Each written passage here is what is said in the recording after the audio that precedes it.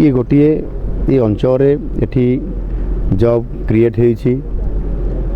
गोटे आर्थिक स्थिति सुधारिबार गोटे बाट फिटिछि। तेणु निश्चित भाव में आम सरकार जो शिल्पायन कथा कहूँ ये 16टी सेक्टर भितर टेक्सटाइल और आपारेल ये गोटे गोटे हूँ सेक्टर जो थे अधिक लोकं को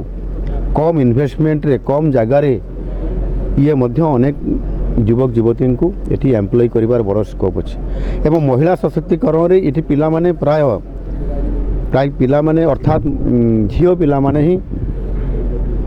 90% पाखापाखि पिला काम करुछंती जोटा कि बहुत गोटे महिला सशक्तिकरण पर गोटे बड़ भूमिका आज नहीं। किछि दिन पूर्वर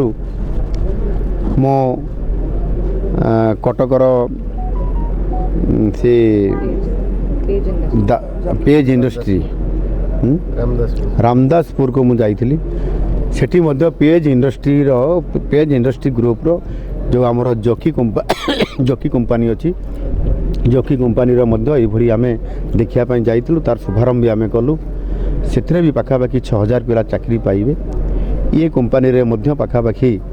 7000 रु अधिक पिला एठी चाकरी पाइबा जाउछंती एबे 2000 पिला काम करूछंती। तेणु एठी इन्वेस्टमेंट आसीबो आम पिला माने जॉब पाइबे गोटाए अर्थनैतिक गोटे इकोसिस्टम डेवलप होउची जोटा कि गत सरकार समय रे आपनकर पिलांको जॉब देवा एवं इंडस्ट्री आनिबा ओडिशा रे करिबा सेथिरे मेक इन ओडिशा कॉन्क्लेव एमजी संस्करण 1 2 3 से करूथिले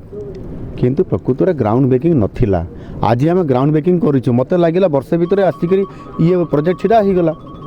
एई भली भाव रे अनेक प्रोजेक्ट आज वर्ष भितर छिड़ा ही जाइछंती एवं सेमाने 5 वर्ष भितर निश्चित भाव में आमर जो लक्ष्य था 5 लाख कोटी टंका इन्वेस्टमेंट ये आने आम तो 20 लाख कोटी टंकार इन्वेस्टमेंट आनीचु एमओयू साइन होती 8.5 लाख कोटी टंकार प्रोजेक्ट आमर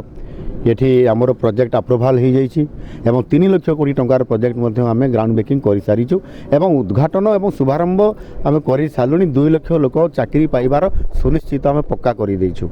से दृष्टिकोण आम सरकार जहाँ कहती ताहा करिके देखाती। आज डबल इंजन सरकार रे माननीय यशस्वी प्रधानमंत्री नरेंद्र मोदी जी जो तांकर दिग्दर्शन रे तांकर जो संकल्प जे विकसित भारतर जो संकल्प नहीं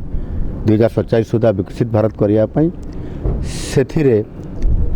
आपंकर पूर्वोदयर जो परिकल्पना करथिले ताहार फल स्वरूप आज ओडिशा रे आज शिल्पायन भित्तिभूमि और ताहार सहित मध्य आज महिला सशक्तिकरण एवं ता सहित आप कृषक सशक्तिकरण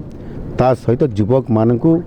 नियुक्ति देवा जॉब रे सेमानकु आनिबा। आज देखो अनेक समय गत सरकार समय रे दादन खटिया अनेक लोक बाहर राज्य को पड़े जाउथिले। आज जिते बड़े ये एपिक ग्रुप जिते बड़े ये आमर ये कंपनी ये आज आसला पेज इंडस्ट्री आसला एपिक ग्रुप ये आसला से बर्तमान अनेक पिला को पचारि किए कहते जे से गुजरात रू आसचंती किए केरल रू आसचंती किए तमिलनाडु आसचंती किए बांग्लोर आसचंती जो पिला माने काम करते बाहर दादन खटिया जाउथिले आज रिभर्स माइग्रेशन माध्यम से पिला माने ओडिशा रे आज आसी काम करूछंती। एटा हला सबुठारु बड़ कथा। आगामी दिन में दादन खटिया जो माने जाउछंती बाहर को अर्थ रोजगार करने से माने आउ जीवे नहीं धीरे धीरे से माने ओडिशा रे काम पाइबे। आ ये होउची ताहार वास्तव चित्र आपन सामने आज आप जहाँ देखुंत आज ये 7000 पिला काम करेंगे।